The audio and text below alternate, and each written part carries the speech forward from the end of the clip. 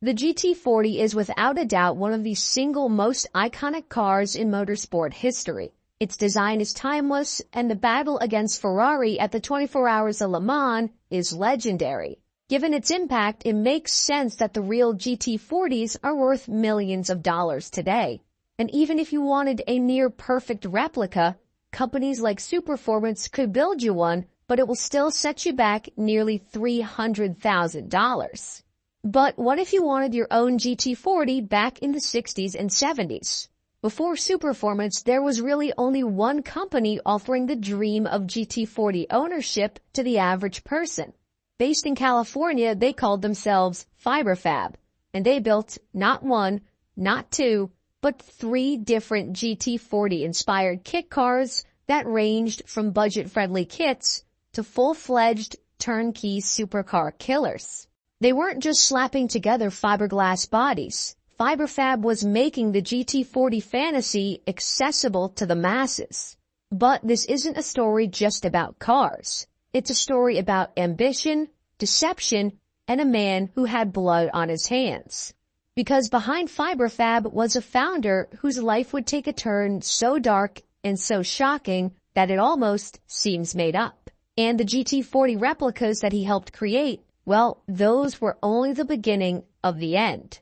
Fiberfab was originally founded by a man named Warren Harding Goodwin, but he went as Bud. His journey into the fiberglass kit car industry didn't begin with Fiberfab, though. Far from it. Before he was crafting GT40-inspired replicas, Goodwin cut his teeth in the fiberglass car world with a company called Fiberfab Avenger Valkyrie, which he founded in 1957. Sportscar engineering specialized in controlling fiberglass bodies from the UK-based microglass company and rebranding them as a car called the Spider, and then selling those lightweight racing shells for American hot rodders who were eager to exploit the booming gentleman's racing scene of the 1950s. Bud was one of those racers himself, and he built his own custom chassis for one of these bodies for his personal race car. But rather than just importing one for his own use, his entrepreneurial mind pushed him to offer this to other willing buyers as well. With prices starting at just $300 for a bare fiberglass body, it was an attractive option for the budget-conscious racers who wanted lightweight bodies to use for their race cars. Because let's face it, every pound counted. The business thrived, and Goodwin's keen eye for market trends allowed him to expand the product lineup to include additional models, like the Tornado and the Hurricane. In fact, by the early 60s, the business had become so successful to where he was able to sell it. Things were on the up and up, and Goodwin was beginning to get his first real taste of success. In 1964, he partnered with John Hebler, a talented mold engineer, to form what would become Fiberfab. Hebler, the quiet technical mastermind, complemented Goodwin's vision and relentless drive. Fiberfab was poised to become a powerhouse in the American kit car industry. From the onset, they positioned themselves as disruptors. Instead of simply importing bodies, the company designed and manufactured its own fiberglass creations as a way to differentiate itself, offering everything from Corvette-based replacement bodies to ambitious, full-fledged sports car kits. They had a slew of different models available for discerning buyers in kit form, and prices for them were all pretty reasonable. It should be known, though, that these kit cars are not like the Factory 5 Cobra kits that you can buy today, where they come with every piece needed to complete them and super detailed instructions. With these, you really got the body, some extra parts, and a rough outline of what to do, but the rest was up to you. Building one of these kits back in the day was not for the faint of heart, but they did all look pretty cool. And the real game changer came in the form of the car that they called the Valkyrie. Launched in 1966, the Fiberfab Valkyrie was a bold tribute to the GT40, which at the time was pretty much the hottest thing in the world.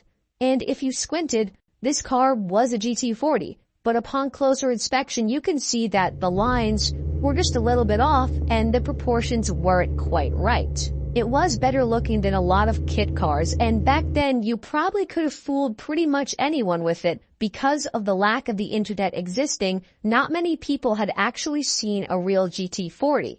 The Valkyrie had to make use of off-the-shelf donor parts to exist, which meant using existing lights, Mustang rear glass, and other parts, hence some of the obvious departures from the GT40 styling. But the Valkyrie wasn't just a bolt-up body clone for an existing chassis.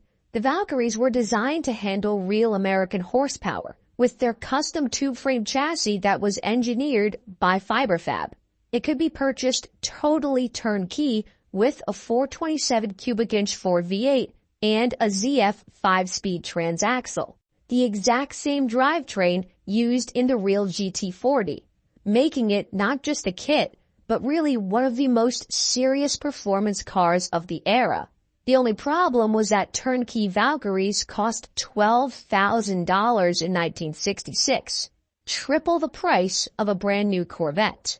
Fiberfab knew that most people could not afford this, so they did offer the kit with a version with no drivetrain that required full assembly for $1,500. This included the body and some chassis components, but the rest was up to you. And even then, when you consider that a brand new Falcon at the time started at $2,000, the chassis and body for this car was nearly the price of a brand new, fully running and driving economy car. Most of the sales of the Valkyrie ended up being the kits, which were mainly designed for small block Chevy V8s or small block Ford V8 applications.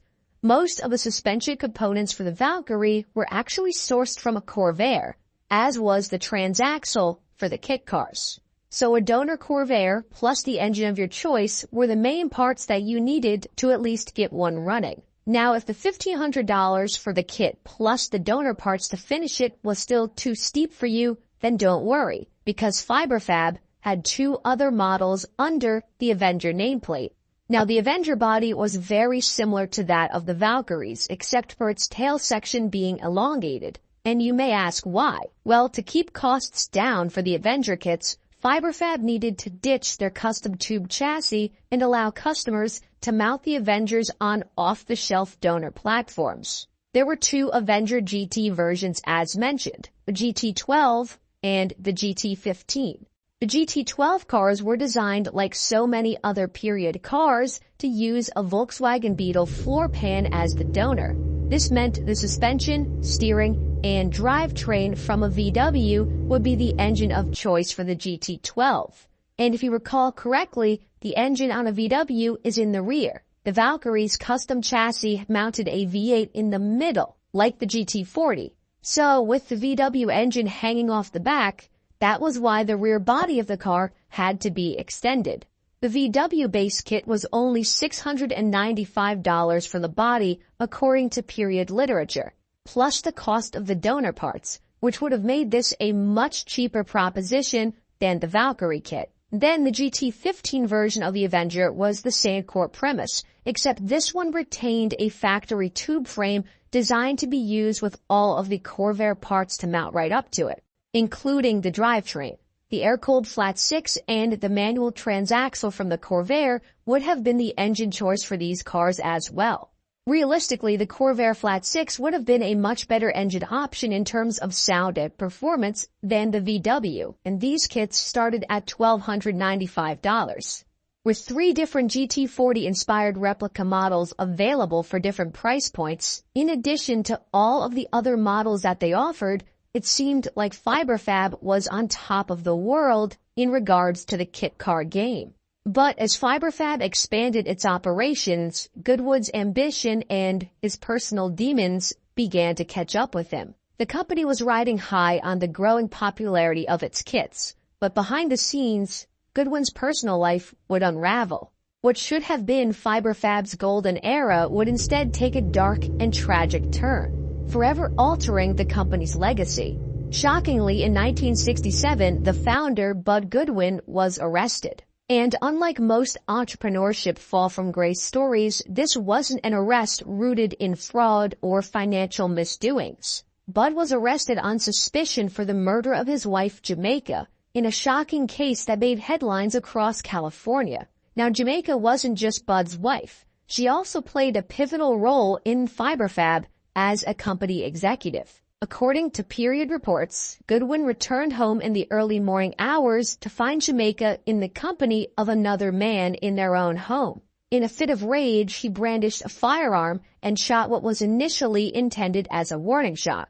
But a second unintended discharge struck and killed his wife Jamaica, a crime that would ultimately cost Goodwin everything. This shocking revelation came just a mere month after Car and Driver started their own magazine-led build series of a Fiberfab kit, one that would have undoubtedly increased sales for the company. Convicted of voluntary manslaughter, Goodwin was sentenced to a year in county jail, which to me seems like a very short amount of time for the severity of what happened.